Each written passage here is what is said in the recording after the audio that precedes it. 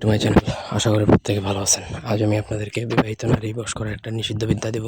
শুধুমাত্র বিবাহিত নারীদের বশ করতে পারবেন। বিবাহিত নারী মূলত বশ করা হয় তাকে বুক করার জন্য। সহজ কথা, এটা খারাপ উদ্দেশ্যেই প্রয়োগ করা হয়। আপনি শিখে রাখতে পারেন। মন্ত্রশাস্ত্র বা তন্ত্রশাস্ত্র শিখা মানে প্রয়োগ করতে পারবেন কোনো কথা না। বাদবাকি আপনার নিজের উপর। প্রথম থেকে পুরো ভিডিও না টেনে শেষ পর্যন্ত দেখবেন। আমার চ্যানেলটা সাবস্ক্রাইব করবেন, লাইক কমেন্ট শেয়ার করবেন। ব্যক্তিগত যে কোনো প্রয়োজন কিংবা যে কোনো কাজ আমাদেরকে দিয়ে করাতে চাইলে স্ক্রিনে দেওয়া নাম্বার আছে, সরাসরি ফোনে, হোয়াটসঅ্যাপে অথবা ইমোতে যোগাযোগ করে আপনারা আমাদেরকে দিয়ে যে কোনো কাজ, বান জাদু, টোনা উচ্চাটন, মারণ, স্তম্ভন, আকর্ষণ, বিদ্বেষণ, বশীকরণ, বিয়ে বন্ধ কাটা, রাজমোহিনী, তাবিজ ইত্যাদি যে কোনো কাজ করাতে পারবেন দেশে কিংবা দেশের বাইরে থেকে। স্ক্রিনে দেওয়া নকশাটা আপনি প্রয়োগ করে বিবাহিত নারীকে ইচ্ছামতো বুক করতে পারবেন।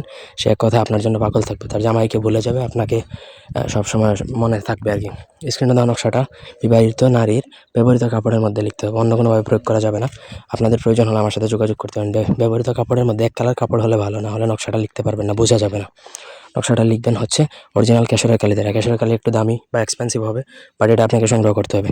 নকশা লেখার সময় কানের জন্য বসে লিখবেন। শনি বা মঙ্গলবার দিনে লিখবেন। মুখের মধ্যে মিষ্টি জাতীয় যে কোনো কিছু রেখে, চিনি, চকলেট এই টাইপের কিছু রেখে তারপরে আপনাকে লিখতে হবে। কানের জন্য বসে লিখবেন। নিচে মেয়ের নাম, ছেলের নাম লিখবেন এবং মেয়ের মায়ের নাম এবং ছেলের বাবার নাম।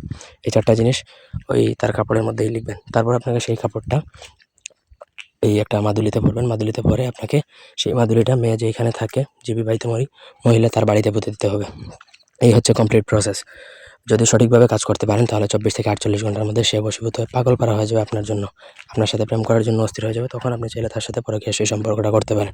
আমি আগেই বলছি, এটা অন্যায়ভাবে প্রয়োগ করবেন না। এটার অনুমতি আমি সবাইকে সরাসরি দিচ্ছি না। একান্ত প্রয়োজনে আমার সাথে যোগাযোগ করতে হবে, পার্সোনালি যোগাযোগ করে আপনি চাইলে অনুমতি নিতে পারেন। এটার জন্য গুরুচণ্ডালী প্রযোজ্য হবে। তো এই ছিল আজকের ভিডিও। ধন্যবাদ সবাইকে।